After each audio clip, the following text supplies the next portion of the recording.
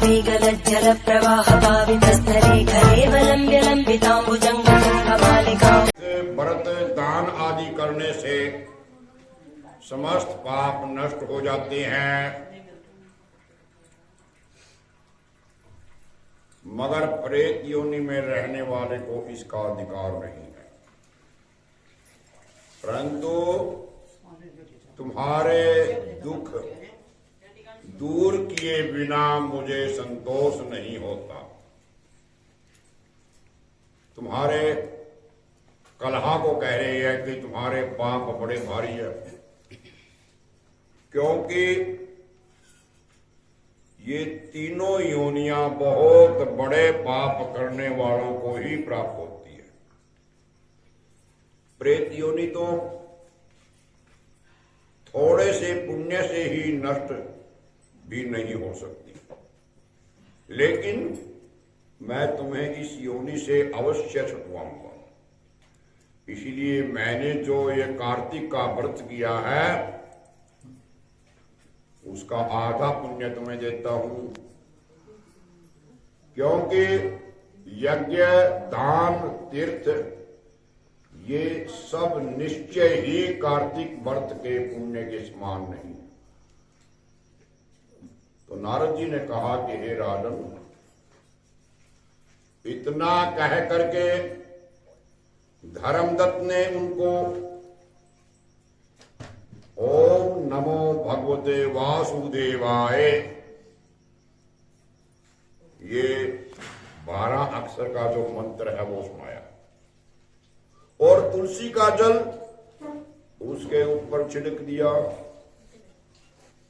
बस फिर क्या था, अक्षण भर में वो प्रेत योनि से छूट करके शिखा के समान दिव्य रूप धारण करके लक्ष्मी के समान सुंदर हो गई। तब वो धर्मदत्त को दंडवत प्रणाम करके प्रसन्नता से गदगद होकर बोली कि हे ब्राह्मण, आपके आशीर्वाद से मैं इस घोर नरक में छूट गई। मुझे पाप सागर में डूबती हुई के लिए आप एक नौका के समान हो। तो नारद जी ने कहा कि हे राजन, अभी कलहा इस प्रकार कह ही रही थी, वहां पर विष्णु गण एक देदीप्य विमान को लेकर के आ गए। विमान के द्वार पर अप्सराएं गण बैठे हुए थे। धर्मदत्त ने उन सबको देखकर प्रणाम किया। पुण्यशील सुशील नामक भगवान विष्णु के गणों ने धर्मदत्त को अपने हाथों से ऊपर उठा करके उसका अभिनंदन करके उन्होंने कहा कि हे द्विज श्रेष्ठ, आप धन्य हैं, जो कि आप सदा भगवान विष्णु के व्रत कथा सेवा में लगे रहते हैं। आप सर्वदा दीन दुखियों पर दया करते हैं।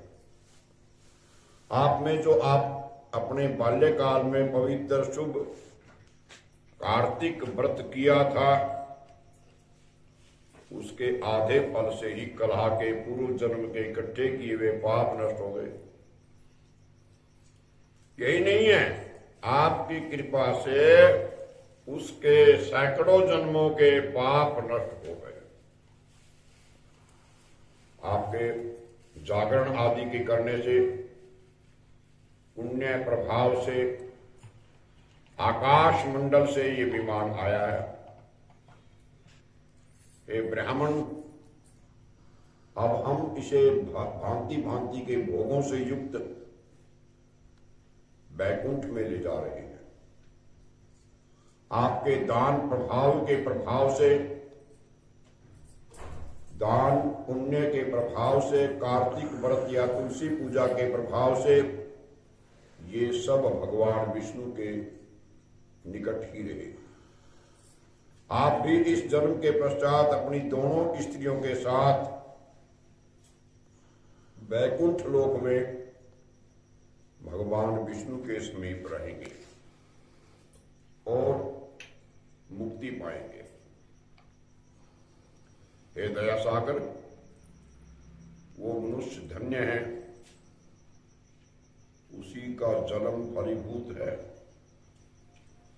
जिन्होंने भगवान की भक्ति की, क्योंकि भगवान विष्णु अपने भक्तों का भला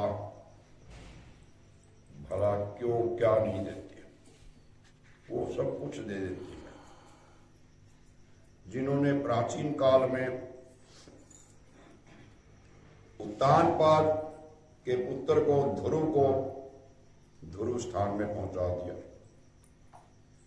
जिसके स्मरण करने से प्राणियों की सद्गति हो जाती है। प्राचीन काल में भगवान विष्णु केवल अपने नाम के स्मरण से ही ग्रह के द्वारा पकड़े हुए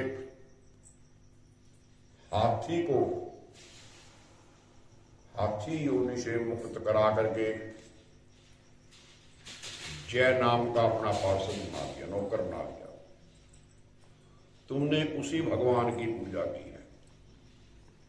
इसी से तुम अपनी दोनों स्त्रियों के साथ 1000 वर्ष तक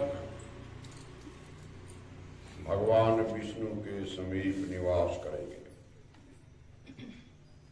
जब तुम्हारा पुण्य क्षीण हो जाएगा, तब तुम पृथ्वी पर सूर्य वंश में दोनों स्त्रियों के साथ दशरथ के नाम से प्रसिद्ध राजा होंगे। और ये जो कलह है, ये भी तुम्हारे आधे पुण्य की भागीदार होने से तुम्हारी तीसरी भार्या केकई होगी।